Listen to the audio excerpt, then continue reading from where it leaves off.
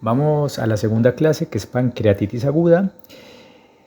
Dentro del concepto y la etiología más o menos ya lo conocemos. Sabemos que la pancreatitis aguda es una inflamación del páncreas originada por la activación o la acción de enzimas pancreáticas activadas que afecta no solamente los tejidos adyacentes, sino también a distancia. Es la patología digestiva que da lugar a más internaciones o más ingresos, principalmente en la terapia intensiva de causa abdominodigestivo, y causa aproximadamente el 2% de las hospitalizaciones, aunque por ejemplo en nuestro medio un poco más. Es más frecuente generalmente en mujeres de edad media, 55 años, porque la principal causa, que es la enfermedad litiásica, también es más preponderante en mujeres, digamos, de esta edad. Tiene una mortalidad alrededor del 5% en general, pero ya sabemos que las causas graves o las pancreatitis grave tienen una mortalidad mucho mayor que puede llegar al 50%. Si se produce más de una pancreatitis aguda, ya se considera que es recidivante y también puede ser, por no operar a tiempo, una colelitiasis. Desde un punto de vista anatomopatológico, pero que también tiene una correlación pronóstica, se puede dividir en una pancreatitis aguda edematosa o intersticial, que es la más frecuente, 70%, y de menor gravedad, y una menos frecuente, que es la pancreatitis aguda necrotizante, pero que obviamente tiene mayor mortalidad.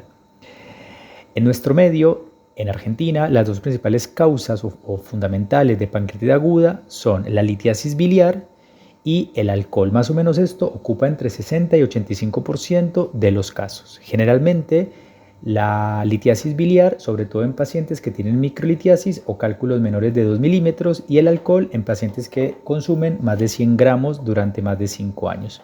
Otras causas menos frecuentes son la cirugía, los traumatismos abdominales, obviamente infecciones como por ejemplo parotiditis Coxsackie o también actualmente el COVID.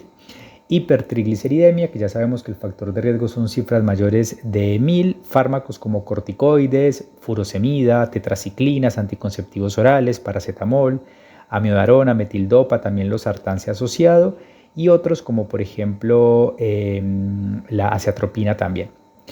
Otra causa es la hipercalcemia. Hoy se está viendo mucho por hipervitaminosis de vitamina D, insuficiencia renal y también la iatrogénica, que sería iatrogénica necesaria como la ERCP.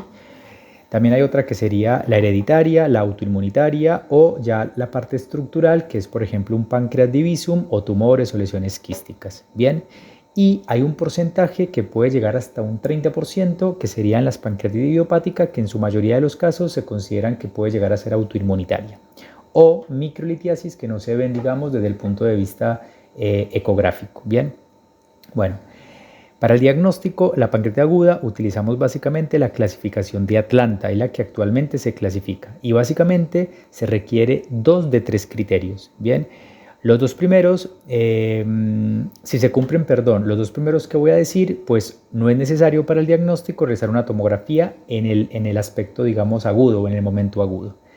El paciente tiene que tener entonces un dolor abdominal sugestivo de pancreatitis aguda, es decir, de inicio agudo, de dolor persistente intenso, localizado a nivel del epigastrio y frecuentemente irradiado a espalda en forma de cinturón, que es el típico dolor. Y además elevación de amilasa o lipasa de al menos 3 veces el valor superior de la normalidad. Si cumple estos dos criterios, no es necesario hacer, digamos, una tomografía para poder diagnosticar la pancreatitis aguda por medio de una tomografía, de una ecografía o de una resonancia. Por lo menos una ecografía donde se puede ver un páncreas edematizado o líquido peripancreático, que también haría el diagnóstico. Bien, pero recordemos, con solamente una amilasa y con la característica del dolor ya diagnosticaríamos pancreatitis. El 80% de los casos, la pancreatitis básicamente se diagnostica con los dos primeros criterios. Bien.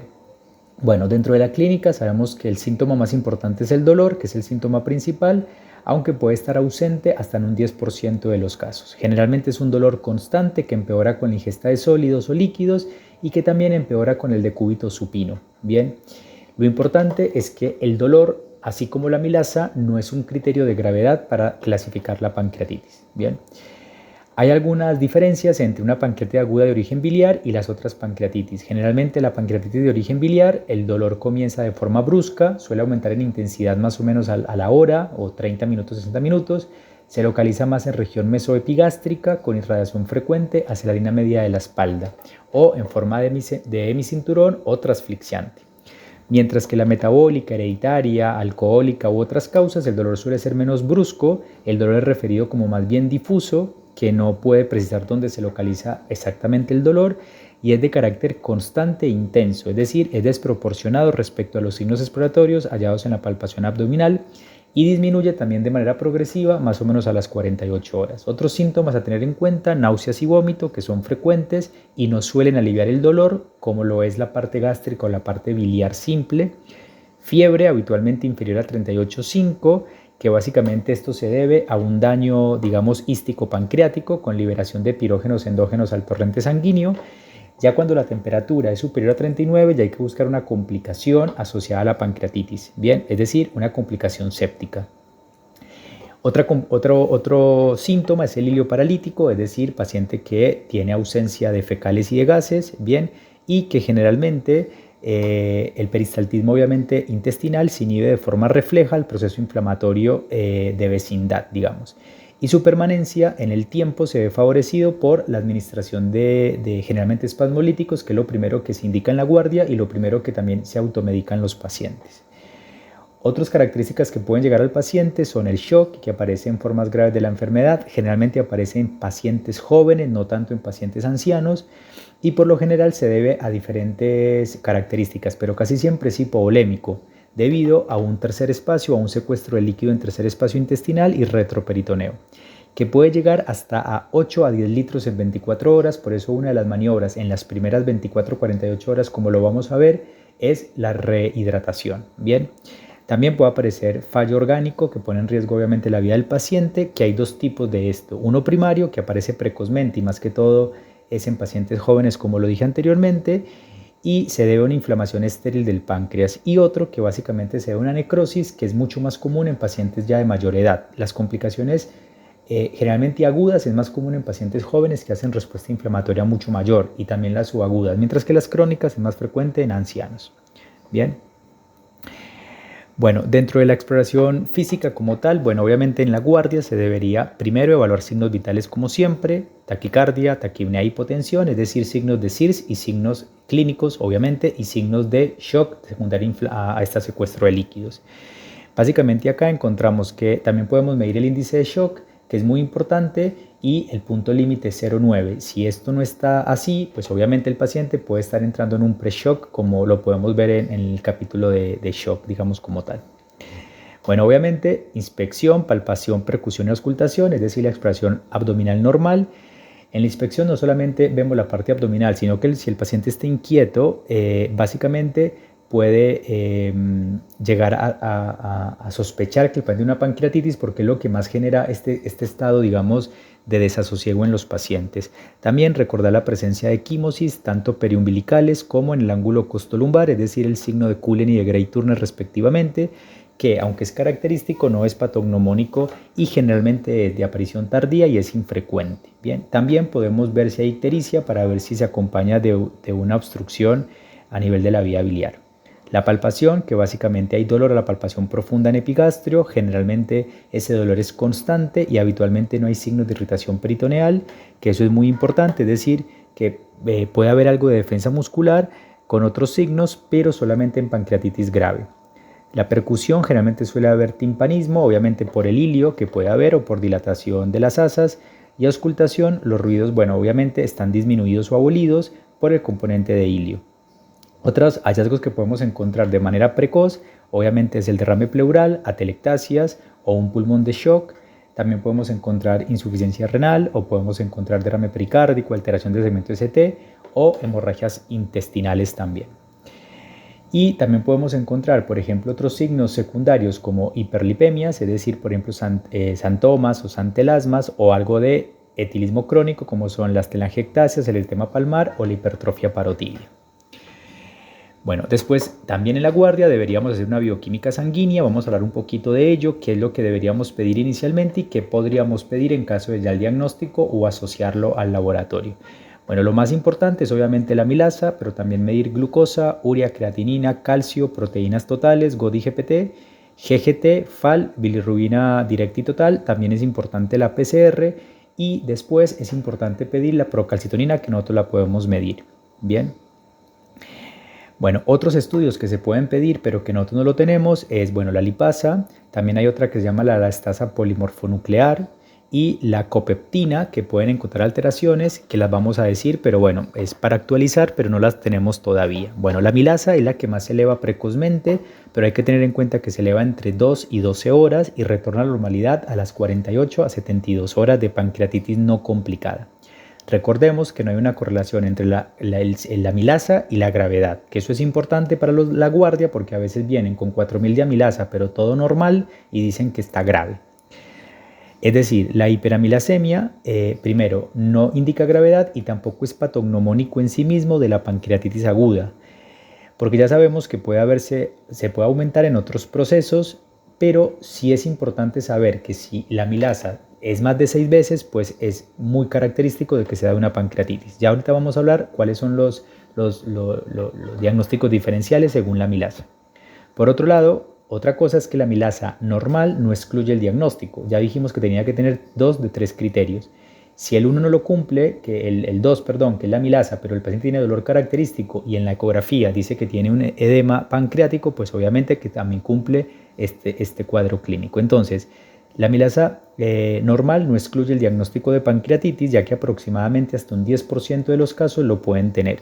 Generalmente, en este contexto, ese 10% es porque ya están graves, ¿bien? Y otra cosa es que la hipertrigliceridemia, cuando es mayor de 1000, va a alterar la determinación de amilasa y da falsos negativos.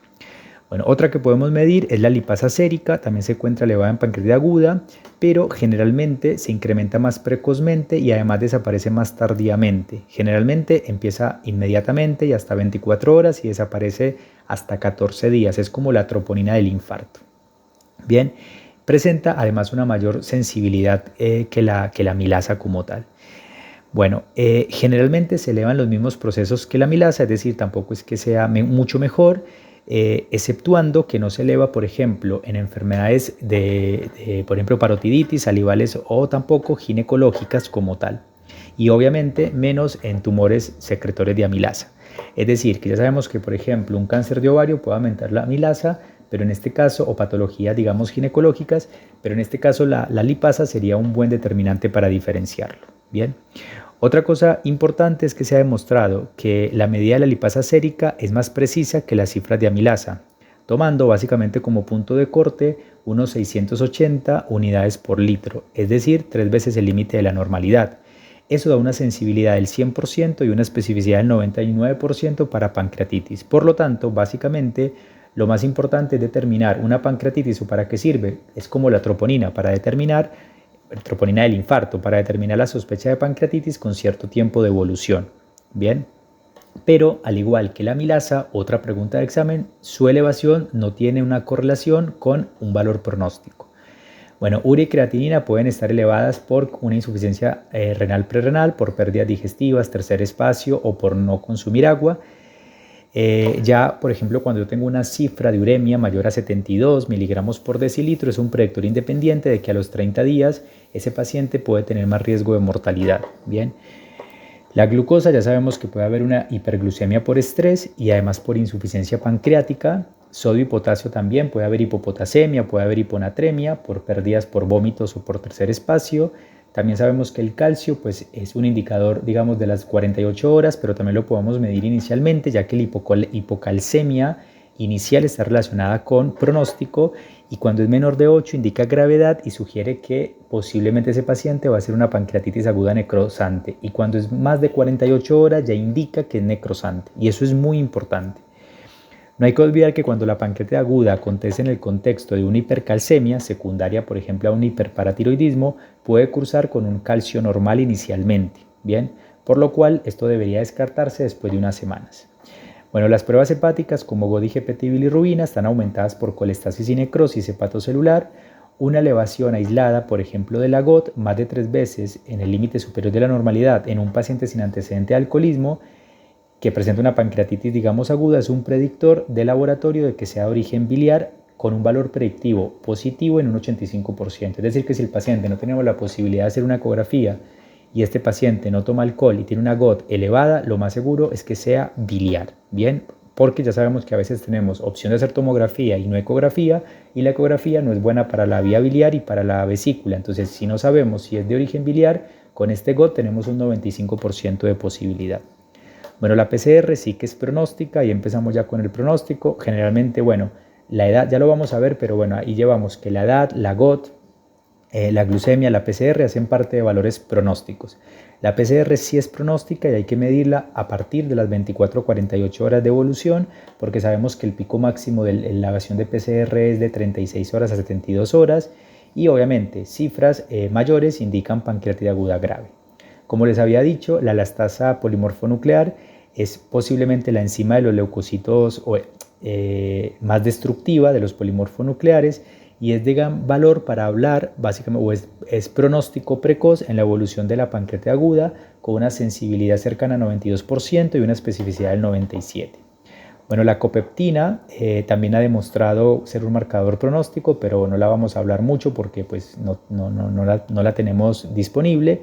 La procalcitonina sí y permite predecir la presencia de una necrosis infectada cuando sus concentraciones son mayores a 1.8 nanogramos por mililitro, con una sensibilidad de especificidad mayor al 90% y también cuando es mayor a 0.4 en falla multiorgánica tiene una sensibilidad de 94 y una especificidad de 97 para una necrosis infectada. Bien, básicamente se pueden identificar en las primeras 24 horas del ingreso.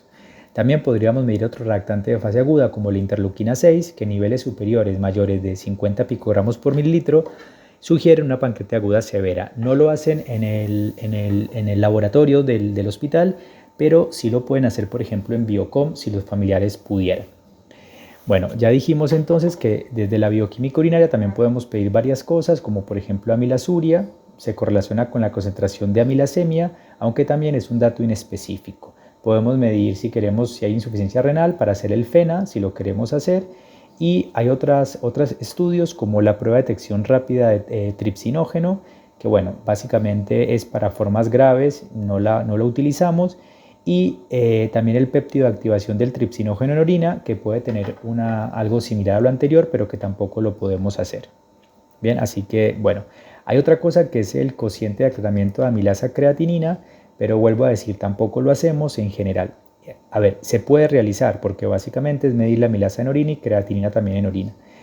Es muy específico o es más específico que la determinación solo de amilasemia y si permanece elevado en el tiempo o permanece mucho más elevado en el tiempo en realidad que la amilasa, que ya dijimos que más o menos tiene una IR de 72 horas. Bien. Bueno, básicamente no lo utilizamos, así que vamos a pasar por alto este tema. Bien. Bueno, otros parámetros que podemos tener es el hemograma con fórmula y recuento de leucocitos. Obviamente la leucocitosis es un signo de mal pronóstico y no necesariamente indica una complicación séptica. Es importante también la hemoconcentración, ya que la ausencia de hemoconcentración en el momento del ingreso excluye la existencia de una pancreatitis aguda necrosante, eso es muy importante. Por ejemplo, ya sabemos que puede haber alteraciones del hematocrito que sugieran este proceso, que básicamente es el descenso superior a 10 puntos durante las primeras 48 horas desde el ingreso y que eso no sea secundario, obviamente, a una hemorragia digestiva. Nosotros ya sabemos que el hematocrito es exponente del volumen plasmático circulante, de manera que está aumentado cuando existe una disminución de la volemia, lo que llamamos hemoconcentración. Por otra parte, también podemos medir algo muy importante que es un índice neutrófilo linfocito, que cuando es mayor de 12 definitivamente es un marcador de severidad de pancreatitis. Imagínense que en un paciente sano esa relación debe ser por lo menos cercano a 2, ¿no? Bueno, la gasometría arterial, que puede resultar una acidosis obviamente láctica, entonces también sería bueno medir el ácido láctico, eso se debe a hipoperfusión periférica o también puede haber hipoxemia secundario o una prehipoxemia, por decirlo de alguna manera, secundario a disnea, derrame pleural. Por otro lado, el estudio de la coagulación, obviamente para ir descartando que el paciente no vaya a entrar en una coagulación intravascular diseminada, debido obviamente a sustancias de liberación en el torrente sanguíneo que producen activación de la cascada de coagulación. Bueno, ¿qué es importante tener en cuenta? O algunos datos clínicos y de laboratorio que deberíamos tenerlo como muy registrado. Bueno, la edad superior a 50, el sexo femenino, la amilasa sérica superior a 4000, la GOT superior a 100, la fosfatasa alcalina superior a 300 son factores de riesgo que se ha relacionado básicamente con origen biliar. De forma que en general si están presentes 3 o ellos, es decir, no importa que no sea mujer, pero si está presente que tenga más de 50, que tenga una amilasa mayor de 4000, GOT mayor de 100 y fosfatasa alcalina mayor de 300, hay una probabilidad de que la causa sea biliar en 80%. Bien. Bueno, otra cosa que podríamos decir, o hay un estudio que todavía, o un análisis de una multivariable realizado desde el 96, que básicamente concluyó que la determinación de la fosfatasa alcalina, el cociente amilasa lipasa y el volumen corpuscular medio de los hematíes son muy importantes, obviamente, para ver si el paciente tenía un origen alcohólico, sobre todo si el volumen corpuscular en un contexto del paciente no hipotiroideo, si es mayor a 96, habla posiblemente de alcoholismo. Ya sabemos que si es mayor de 110, pues está hablando de un déficit de vitamina B12 y ácido fólico. Bueno, otras exploraciones a tener en cuenta, radiografía, obviamente PA y lateral de tórax, básicamente para ver sobre todo derrame pleural principalmente izquierdo, atelectasia laminales o infiltrados difusos. También podemos hacer una radiografía de abdomen.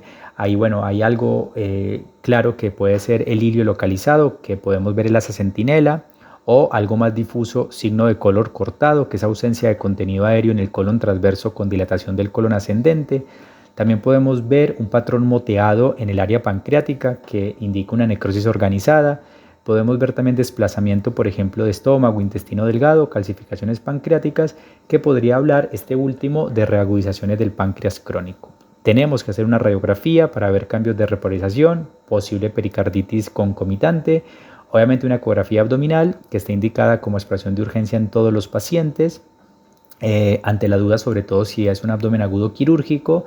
En general ya sabemos que un 25% de estos pacientes con pancreatitis son obesos y eso limita, asociado a la interposición de gas, la realización de una ecografía. No aporta mucha información sobre el lecho pancreático, pero se puede ver solamente la parte de edema o existencia de líquido peritoneal libre o a nivel peripancreático, es decir, una citis pancreática o también una obstrucción biliar extrapancreática y litiasis. Obviamente la TAC es la técnica de mayor sensibilidad y especificidad mucho más que la ecografía. Ve todo el área pancreática, a su vez es capaz de discriminar áreas, digamos, necrótico-hemorrágica en su interior y está indicada como técnica, digamos, de urgencia en pancreatitis aguda grave. Ya vamos a ver cuándo se considera grave. Y sobre todo en pacientes que puedan requerir cirugía urgente o duda diagnóstica o evolución sea desfavorable. No obstante, generalmente es más útil en las primeras 48 a 32 horas de evolución al ingreso, no en el ingreso como tal. Bien, obviamente se debe hacer, y esto es muy importante para los de la guardia, se debe hacer contraste intravenoso que ofrece mayor precisión diagnóstica. La resonancia tiene la ventaja de que no es irradiada, carece de nefrotoxicidad y se identifica necrosis y colecciones con mucho más precisión que la tomografía. Obviamente entre sus inconvenientes es que no la tenemos acá presente y que requiere mayor tiempo y mayor costo. Bueno, ahora sí vamos a los criterios de gravedad para saber si es grave y si requiere una tomografía o no. Bueno, todavía seguimos con la clasificación de Atlanta, que ya llevamos más de 14 años con esa clasificación, es decir, que no se ha actualizado mucho. Bien, bueno, se clasifica en leve, moderadamente grave y grave. Antes del 2012 solamente se clasificaba en leve y grave. Ahora le agregaron moderadamente grave. Bueno, leve es que el paciente no tiene fallo de órgano ni complicaciones, ni locales ni sistémicas. Bien, moderadamente grave es que entra en un fallo orgánico transitorio que se resuelve antes de 48 horas o tiene complicaciones sistémicas o locales, pero que no tengan fallo orgánico persistente. Y grave es el paciente que tiene un fallo orgánico persistente más de 48 horas o fallo orgánico simple o multiórgano con exacerbación de una enfermedad crónica existente. Ya después vamos a hablar qué es la definición de falla orgánico, que básicamente ahí utilizamos algo que es el Marshall. Bien, un Marshall modificado para pancreatitis. Bien. Pero ahora, antes de hablar de ese fallo orgánico, vamos a hablar del índice de severidad, que es el más usado, que es el BISAP. Bien, que es una mnemotecnia en inglés. Bien, básicamente este consta de 4 criterios diagnósticos. El primero es una uremia mayor a 53.5 miligramos por decilitro. Bien, el segundo es una disminución del estado de conciencia manifestado principalmente por Glasgow. El tercero es el síndrome de respuesta inflamatoria ya conocido, que lo vamos a volver a repetir y es básicamente tener 2 o más de los siguientes criterios: Frecuencia cardíaca superior a 90 latidos por minuto, temperatura superior a 38 menor a 36, frecuencia respiratoria mayor de 20 o PCO2, que es mucho más específico, inferior a 32, venoso, leucocitos mayores de 12.000 o menores de 4.000 o más del 10% de callados. El cuarto criterio, edad mayor a 60 años y el quinto criterio, presencia de derrame pleural en la radiografía o en la tomografía de tórax. Bien, bueno, cada criterio le da un punto. Si el punto es 0, la mortalidad es despreciable, 0.1%. Y si tiene 5, la mortalidad puede llegar a ser del 22%. Bien, obviamente se tiene que hablar para exponer, digamos, este criterio.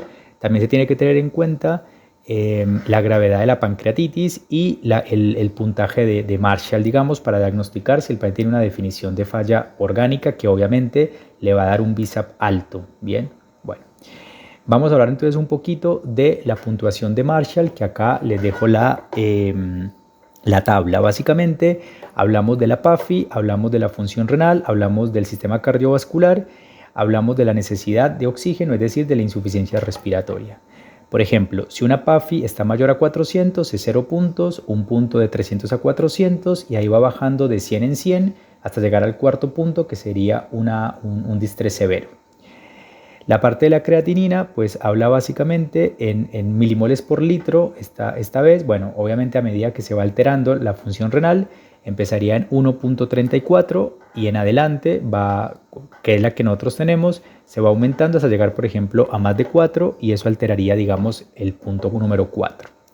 Después la parte cardiovascular básicamente miden la presión arterial sistólica, que básicamente sería, por ejemplo, mayor a 90 serían 0 puntos, menor a 90 pero con reposición hídrica sería 1 punto, menor a 90 con falta de respuesta hídrica sería 2 puntos, después menos de 90 con acidosis, menos de 7.3 pero mayor a 7.2 sería 3 puntos y el cuarto sería menos de 90 con acidosis metabólica con un pH menor a 7.2.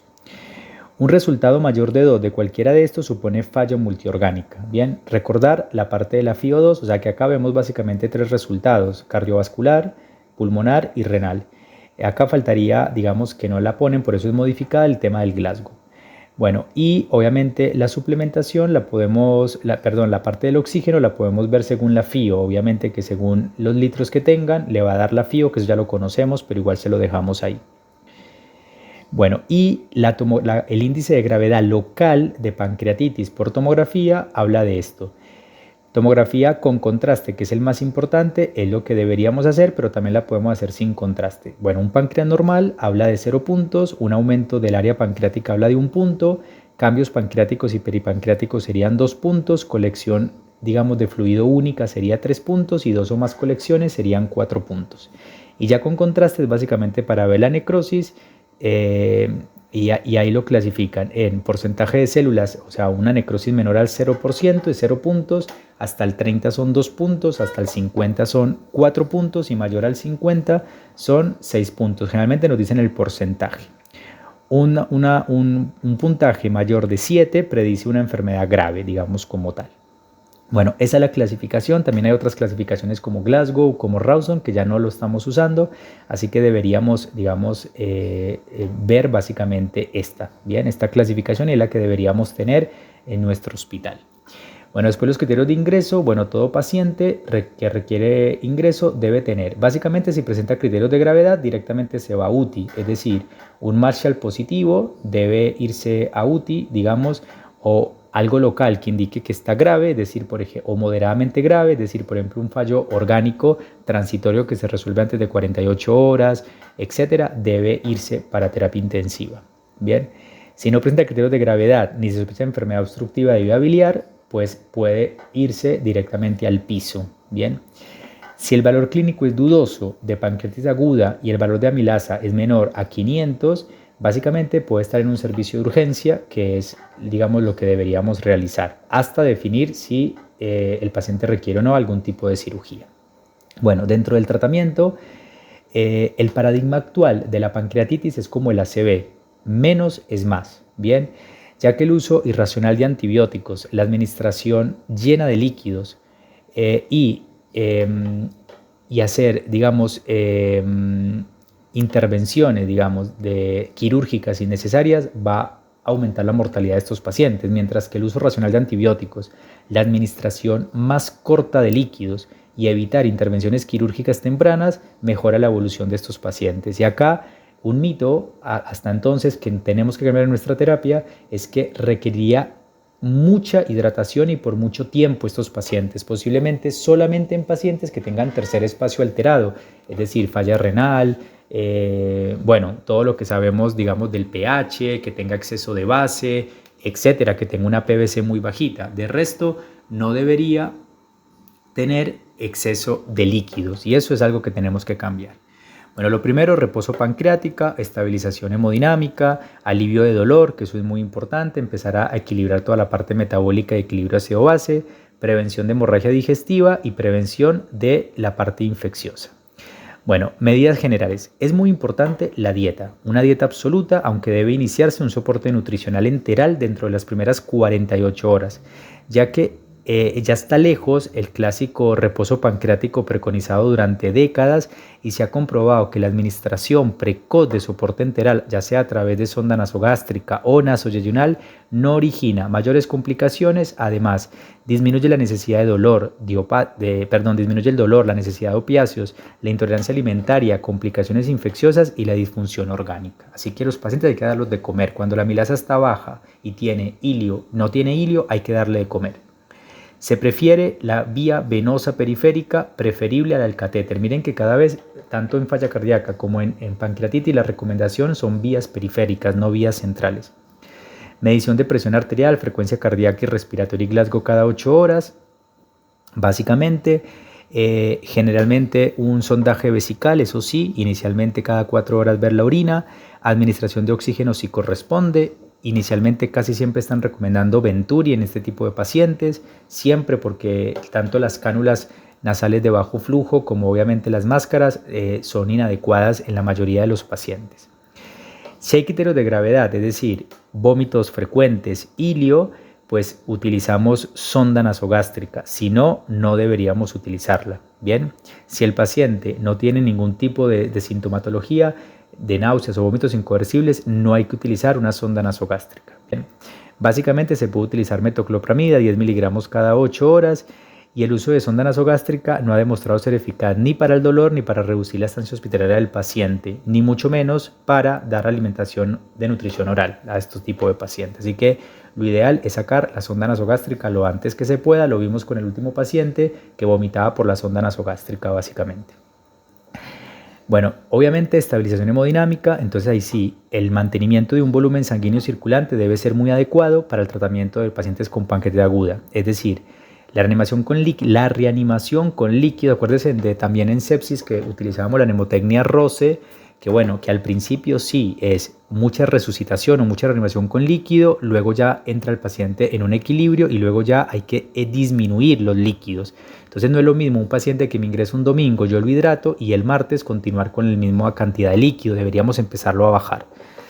La reanimación con líquidos obviamente hace una reducción de mortalidad y una menor incidencia de complicaciones como necrosis pancreática, pseudoquiste, infección y fallo multiorgánica. No obstante, el exceso de líquidos puede tener efectos negativos como síndrome compartimental abdominal, como síndrome de dificultad respiratoria y eso incrementa la mortalidad. En todo caso, lo que se debe evitar básicamente la hemoconcentración, es decir, lo que tenemos que perseguir con líquidos es mantener un hematocrito entre 35 y 44. Si el paciente tiene menos de 35 es porque ya está hemodiluido, a no ser que esté sangrando, y si el paciente está mayor a 44 es porque todavía le falta volumen. La reposición con líquido debe tener como objetivo mantener una frecuencia cardíaca de menor a 120 latidos por minuto, una presión arterial media entre 65 y 85 y una diuresis mayor de 0.5 mililitros por kilo por hora. Si eso se logró, el paciente debe mantener esa cantidad de líquido. Si no se logró, hay que aumentar, o si el paciente está sobrellevado y tiene poliuria, pues hay que bajar los líquidos. Bien.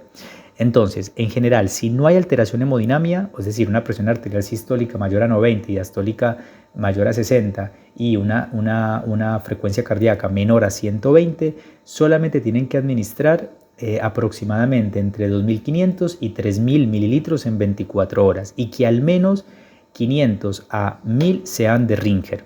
Bien, alternando con una solución, digamos, idealmente glucosalina como tal. Si tiene, digamos, alteración hemodinámica, es decir, presión arterial menos de 90 o frecuencia cardíaca más de 120, se administran entre 5 a 10 mililitros por kilo de lactato de Ringer hasta que se cumplan los objetivos, es decir, que la frecuencia cardíaca esté menos de 120, presión arterial media entre 65 y 85 y una diuresis mayor de 0.5 a 1 mililitro por kilo por hora o hematocrito entre 35 y 44. Bien. La solución salina solamente es el fluido de elección en pacientes que tengan hipercalcemia. De resto, no. En general, básicamente, tras la estabilización hemodinámica, los pacientes suelen requerir solamente 250 mililitros por hora durante las primeras 48 horas. Bien. El hematocrito y la uremia y la creatinina y el lactato son marcadores de que hay una buena volemia y una correcta perfusión tisular, así que eso es lo que debemos monitorizar. La albúmina, como otros coloides, no está indicado. Básicamente no tiene ningún beneficio y antes empeora el cuadro clínico. Bien. Bueno, básicamente también considerar sangre, si el paciente tiene riesgo de sangre, digamos, si tiene un hematocrito inferior a 7, una hemoglobina inferior un hematocrito de 27 o una hemoglobina menor de 7, hay que transfundir en este contexto. Bien. Tratamiento del dolor, bueno, es una prioridad en el manejo de estos pacientes. Lo que se recomienda de manera progresiva es primero el dexketoprofeno, que nosotros no tenemos, así que pasamos al ketorolac. Bueno, el dexketoprofeno lo teníamos antes, vienen en ampollas de 50 miligramos, se indican 50 miligramos cada 8 horas. Para eso lo mejor es diluir siempre una ampolla en 100 y pasarlo, digamos, en 20 minutos. Bueno, si no, tenemos nosotros el ketorolac, también se puede indicar. Si no, otra opción es también el tramadol, que vienen en ampollas de 100, se indica cada 6 horas. Básicamente también diluir una ampolla en 100 mililitros, esa es la recomendación, administrar en 20 minutos. Si el paciente continúa con dolor, la indicación es el fentanilo, que ya sabemos que vienen ampollas de 150 microgramos, la dosis inicial es 20 o 25 microgramos por vía intravenosa subcutánea y se puede seguir una infusión de 1 a 4 microgramos kilo hora. Para esto entonces lo ideal es diluir 5 ampollas, es decir, 750 microgramos en 250 mililitros de solución glucosada, que esto nos daría una proporción de 3 microgramos por mililitro, y en un paciente que pese más o menos 70 kilos de peso se puede colocar a 21 mililitros por hora. Posiblemente empezar con menos, pero se puede, la dosis media es 21 o 23 mililitros por hora, pudiendo llegar a utilizar hasta 90 mililitros por hora. Bueno, también teníamos antes la meperidina, que venía de 100 miligramos, pero básicamente es mejor no utilizar. Los AINES pueden ser seguros, pero son menos efectivos como tal. Los antiinflamatorios, no esteroideos. Bueno, debe evitarse la codeína, sobre todo en pacientes colecistectomizados, y básicamente en el dolor, si es incontrolado, ya podríamos utilizar la morfina o también la parte epidural. Esto que la morfina y el esfínter de Oddi ya sabemos que no están así, pero todavía en las guías recomiendan mejor el fentanilo. Pero nosotros hemos tenido nos ha dado un paro respiratorio en pacientes que utilizan fentanilo, pero bueno, a esta dosis en teoría no la deberían presentar, debería ser por bomba de infusión. Bueno, con relación al potasio, obviamente que está indicada cuando las concentraciones séricas sean normales, ya que las pérdidas del ion generalmente se hayan aumentadas.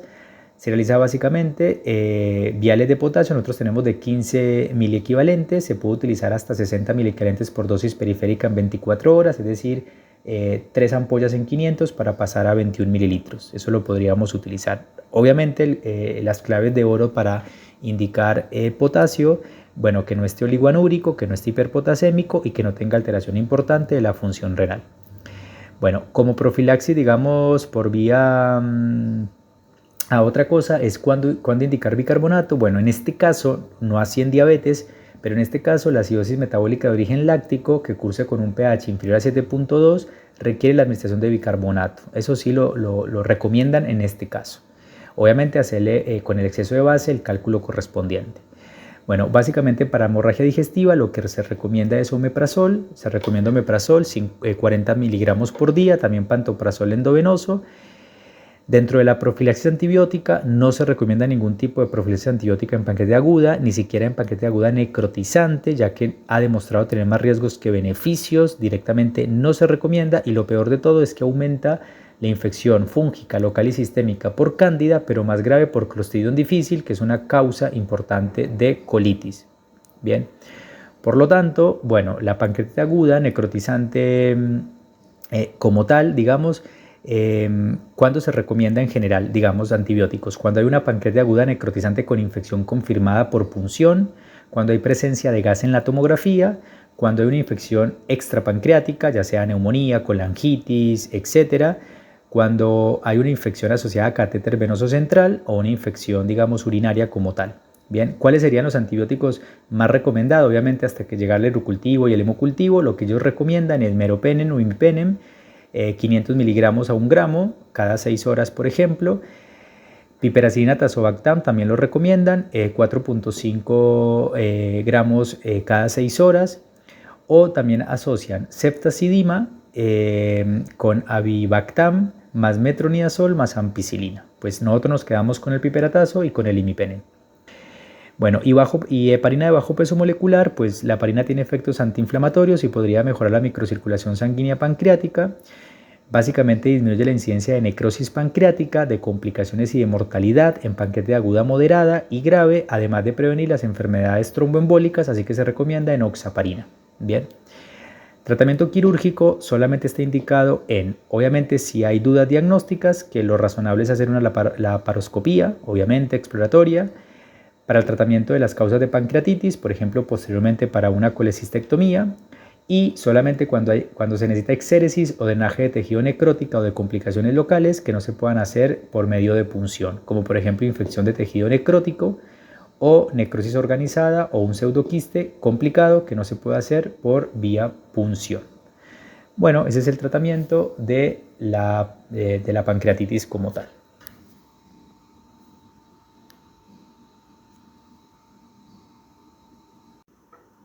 Bueno, ahora vamos entonces a los puntos clave, digamos, de la pancreatitis, y para eso nos vamos a basar en este documento del año pasado a finales, digamos que es como la última guía que encontré acerca de pancreatitis, ¿no? Bueno, sabemos que como definición, más o menos el 66% de los casos cursa con una evolución leve y una recuperación rápida. Sin embargo, el resto de pacientes va a desarrollar complicaciones locales y o fallo orgánico, y eso obviamente se asocia con peores resultados. Recordemos que la mortalidad en general es apenas del 2 al 4%, pero en presencia de enfermedad grave, o sea de falla multiorgánica que dura más de 48 horas, esta tasa puede llegar hasta un 50% de los casos. Entonces, los puntos clave es que el manejo inicial de la pancreatitis está en constante evolución y hay nueva evidencia que desafía prácticas que antes hacíamos, que son las que vamos a hablar ahora. Actualmente se prefiere una resucitación con fluidos moderada guiada por objetivos en lugar de una resucitación agresiva de líquidos, tanto en volumen como en tiempo, ¿bien? Ya que esto se ha asociado a efectos adversos significativos.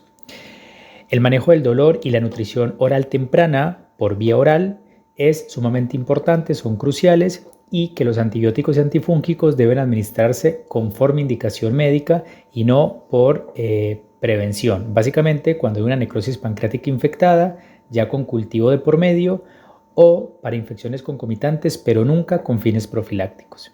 Y que siempre la causa de pancreatitis debe identificarse y abordarse para evitar recurrencias. Bien. Entonces, básicamente lo más importante es determinar el pronóstico, ¿no? Entonces, para eso hay muchos modelos pronósticos que se han desarrollado, aunque la mayoría tienen una baja capacidad de predicción positiva, es decir, predicen una alta tasa de enfermedad grave, pero muchos de esos pacientes no terminan desarrollándola. Bueno, básicamente la que deberíamos usar acá en el hospital es el BISAP, que evalúa el riesgo de mortalidad a las 24 horas y tiene una precisión razonable, el SIRS, que es el famoso síndrome de respuesta inflamatoria sistémica, que su presencia sostenida durante las primeras 48 horas sí se asociaba a mayores complicaciones, y marcadores simples como la uremia y el hematocrito, si están elevados en la admisión o aumentan las primeras 24 horas, ya predice un mal pronóstico. También, por ejemplo, el calcio, que lo que indica no es un mal pronóstico, sino una posible necrosis. Bien, ahora, como ya dijimos, la amilasa y otros factores que generalmente son los que nos dicen que tenemos que ingresar a terapia no se consideran pronóstico. Vamos a empezar entonces con el primer cambio, que es la reanimación con líquidos. Durante años se ha considerado que una reanimación agresiva con líquidos intravenosos en las primeras horas de una pancreatitis podría prevenir la progresión de la enfermedad. Sin embargo, estudios recientes cuestionan esta estrategia. Hay un estudio en el 2022 que comparó una estrategia agresiva, que serían 20 mililitros por kilo de bolo inicial y luego 3 mililitros por kilo por hora, que es lo que generalmente utilizábamos, con una estrategia moderada, que es directamente 1.5 mililitros por kilo por hora sin bolo, salvo obviamente que ocurra un tercer espacio, un shock hipovolémico, es decir, en cuestión de hipovolemia. El grupo de reanimación agresiva tuvo mayor tasa de sobrecarga de volumen sin reducción de complicaciones graves. Por lo tanto, hoy se recomienda directamente una hidratación moderada, pero con Ringer lactato a una razón de 1.5 mililitros por kilo por hora. Eso daría más o menos unos 2.000-2.500 mililitros, digamos, por día, si no tuviera hipovolemia. Evitar solución fisiológica, es decir, cloruro de sodio, solución fisiológica al 0,9, porque ya sabemos que puede producir acidosis hiperclorémica como tal. Ya vamos a decir acá directamente cómo sería el algoritmo entonces de tratamiento. Bien, y el algoritmo básicamente sería de la siguiente forma. Si el paciente está en hipovolemia, sí se recomienda un bolo, es decir, si nosotros podemos hacer, ya vamos a ver cómo diagnosticar hipovolemia, pero si está hipovolemia, sí se recomienda un bolo de 10 mililitros por kilo. Bien. Luego, si no, directamente se empieza una infusión de lactato de Ringer a 1.5 mililitros por kilo por hora. Si el paciente puede recibir una dieta bioral, pues evidentemente ahí directamente se baja el goteo. Bien, lo primero que hay que hacer entonces es lograr las metas que ya las dijimos, según la diuresis, según también el hematocrito. Pero evaluar el estado entonces de volumen, si hay sospecha de sobrecarga líquido, inmediatamente disminuir o suspender la reanimación con fluidos y tratar la sobrecarga. Si hay normovolemia, continuar con 1.5 mililitros por kilo por hora, y si hay hipovolemia, hacer entonces la carga. Puede repetirse, como lo habíamos dicho anteriormente, si la presión arterial sistólica sigue siendo menor a 90 o la diuresis menos de 0.5 mililitros por kilo. Si el paciente ya tolera vía oral, obviamente suspender la reanimación con fluidos, y si no tolera vía oral, continuar con la infusión con lactato de Ringer. ¿Cuáles serían los criterios de hipovolemia? Tiene que tener uno o más de los siguientes para hacer el bolo. Una creatinina basal de mayor a 1.1 miligramos por decilitro o una uremia mayor a 43 miligramos por decilitro. Un hematocrito en estado de hemoconcentración, que sería más de 44%. Aumento de la creatinina, uremia respecto al valor previo. Una diuresis entre menor de 0.5 a 0.75 mililitros por kilo por hora. Una sistólica menor a 90. Sin otra explicación, y signos que describan una deshidratación, es decir, lengua seca, mucosa oral o signo de pliegue positivo. Y cuando sospechamos una sobrecarga de líquido, se debe cumplir al menos un criterio de cada grupo, es decir, del grupo 1, 2 o 3, o también en alguna bibliografía, grupo A, grupo B y grupo C. Entonces, el grupo 1 o A es una evidencia objetiva de congestión de origen de falla cardíaca, es decir, ya sea por evidencia hemodinámica invasiva, un ecocardio, o una imagen radiológica de congestión pulmonar o presiones cardíacas invasivas compatibles con sobrecarga, ya sea una PVC mayor de 12 milímetros de mercurio o obviamente ya una presión capilar pulmonar mayor a 18. El grupo B sería básicamente un paciente que empiece con disnea, y el grupo C o 3 serían signos físicos de edema periférico, estertores pulmonares o yugulares positivas o reflujo hepatoyugular. Al menos uno de cada uno ya diría que el paciente está en condición de sobrecarga de líquidos y hay que bajar la parte de líquidos. Bien, lo otro que quedó, digamos, es el manejo del dolor, ¿no? Entonces, el manejo del dolor es el principal síntoma de pancreatitis aguda y uno de los motivos claves para la hospitalización. Y básicamente, los usados comúnmente puede ser o la morfina o el fentanilo. Ya dijimos que puede tener algunas complicaciones como hilio o necesidad de procedimientos, digamos, a nivel respiratorio, digamos, básicamente, y si el uso prolongado se asociaba a mayor riesgo de complicaciones. También se puede utilizar AINES como el ketorolac, que ha mostrado eficacia y una buena alternativa, especialmente en casos leves, y algunos otros inhibidores del COX-2 que acá no tenemos, digamos, de forma endovenosa. También podemos utilizar anestesia regional, pero eso no lo usamos acá. Y bueno, hay algunos estudios con acupuntura, pero eso tampoco lo podemos realizar acá. Entonces, básicamente, el manejo del dolor puede ser con ketorolac, en goteo, con diclofenac, que ya sabemos que asocia más a falla renal, o si no, con morfina o goteo de fentanilo.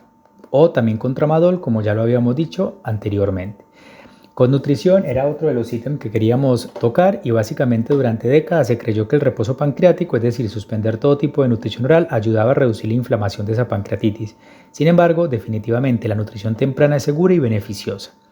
Entonces, desde el punto de vista de nutrición oral temprana, se recomienda iniciar la alimentación tan pronto como el paciente tolere la vía oral, incluso si aún tiene elevación de enzimas pancreáticas. No es necesario esperar a que desaparezca el dolor completamente y la dieta de contenido sólido, obviamente bajo en grasa, es igual o mejor aún y tan seguras como las dietas líquidas. Nutrición enteral, si el paciente no tolera vía oral en las primeras 32 horas o se anticipa un curso grave, sí se recomienda una nutrición enteral, ya sea por sonda nasogástrica o nasoyeyunal. Básicamente, esa nutrición enteral reduce la mortalidad y complicaciones infecciosas y es superior a la nutrición parenteral total, muy superior, ¿bien? Y la nutrición parenteral solamente en casos en que definitivamente tenga un hilio o no pueda recibir ningún tipo de intolerancia o que tenga intolerancia a la nutrición enteral.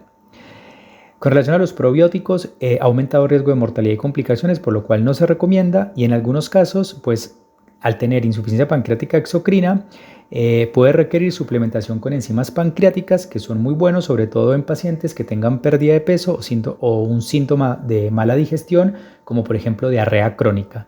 En este caso hay que hacer diagnóstico diferencial en caso de que el paciente haya recibido antibióticos de amplio espectro con Clostridium, pero la diarrea crónica indica una alteración del páncreas a nivel exócrino y requiere obviamente pancreatina. Vamos con los antibióticos. Entonces, en el manejo inicial de la pancreatitis, el uso de antibióticos y antifúngicos también es un tema de debate y la evidencia actual dice directamente no utilizar profilácticos bajo ningún tipo. Considerar solamente antibióticos si hay sospecha o confirmación de colangitis, neumonía, ITU, bacteremia o necrosis pancreática infectada, ya que el uso de antibióticos obviamente aumenta resistencia bacteriana, infecciones fúngicas y efectos adversos. El diagnóstico de necrosis infectada requiere confirmación por medio de punción, guiada por TAC o por ecografía, principalmente TAC. Y básicamente se sospecha cuando hay fiebre persistente, leucocitosis y deterioro sin otra causa evidente. La procalcitonina nos puede ayudar para determinar este tipo de tratamiento. Ya dijimos qué antibióticos usar, básicamente imipenem, que son los carbapenémicos. También se puede utilizar cipro y metronidazol y cefalosporina de tercera generación en dosis altas. Y los antifúngicos tampoco está recomendado de forma profiláctica y solo debe utilizarse en cultivos positivos para hongos o alta sospecha de infección micótica como tal. Con relación a la ERCP, pues obviamente que no se recomienda como tal hacerla de forma aguda, solamente en caso, no se recomienda en forma rutinaria, solamente en pacientes, obviamente que tengan sospecha de colangitis aguda, es decir, la triada característica, digamos, de fiebre, ictericia, alteración de enzimas hepáticas con dolor o también obviamente si tiene la penta de Reynolds. Bien. Bueno, otra cosa muy importante a tener en cuenta es si el paciente se opera o no se opera, ¿no? Y eso es muy importante tenerlo en cuenta porque si no, pues evidentemente hay una pelea con la parte de cirugía. Entonces, básicamente es muy importante en este tipo de pacientes determinar la cirugía rápidamente. Si el paciente tiene una pancreatitis leve, se recomienda la cirugía inmediatamente en la misma internación, rápidamente. Y si el paciente tiene una pancreatitis, moderada, severa, como ya lo dijimos, o severa, el paciente debe estabilizarse y operarse en la misma internación como tal. Bien. Bueno, otra cosa importante es la evaluación de la etiología y prevención de recurrencias para evitar que el paciente vuelva y vuelva y vuelva, ya que sabemos que hasta un 30% de los casos se clasifican como idiopático. Bien, entonces, obviamente, ya dijimos que la biliar es la causa más común y la colecistectomía debe realizarse durante la misma internación si es leve o en casos moderados o graves cuando el paciente está estable. Alcohólica, obviamente la abstinencia, se debe evitar recurrencia, hipertrigliceridemia. El tratamiento obviamente puede ser desde fenofibrato, pero también se ha demostrado el manejo con insulina, heparina, aféresis en los casos graves y dieta. También se recomienda, si es por fármacos, evaluar bien los más comunes que son tiazidas, atropinas, valproato entre otros, y hay que hacer una historia clínica detallada. Autoinmune es más común en los varones y se ve enfermedad sistémica, responde bien al corticoide. Bueno, genéticas ya es más difícil y generalmente terminan siendo autoinmune, y neoplásicas pues obviamente requieren con la tomografía, la resonancia o vía endoscópica. Y ya la metabólica, infección estructural y endocrina es mucho menos común. Bueno, como conclusión, fluidos, lactato de Ringer 1.5 mililitros por kilo por hora, bolos solamente si hay hipoperfusión, nutrición oral temprana, esto es muy importante, si no es posible, nutrición enteral antes que parenteral, dolor, AINES y opoides con prudencia, antibióticos no profilácticos, solamente usar ante sospecha clínica y procalcitonía elevada. Y RCP solamente está indicada hasta colangitis, se evita el uso rutinario, colecistectomía al ingreso, y etiología siempre investigar y corregir la causa para evitar recurrencias obviamente.